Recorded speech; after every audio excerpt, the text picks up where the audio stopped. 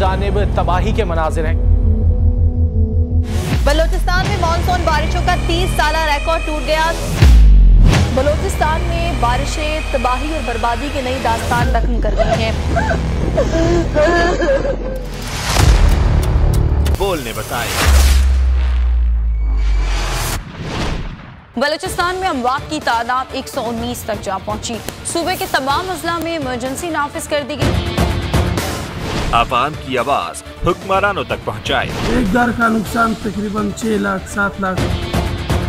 Main road Indus highway से जो हमारा घर को जाने के लिए रास्ता है वो मुनक़ता हो चुका है। पानी का बहुत तेज बहाव जारी है। पल पल की खबर बोल ने बताई। हर खबर, हर जाविया, शानदार तज्जिया और एक्सक्लूसिव कवरेज के लिए देखते रहिए बोल न्यूज।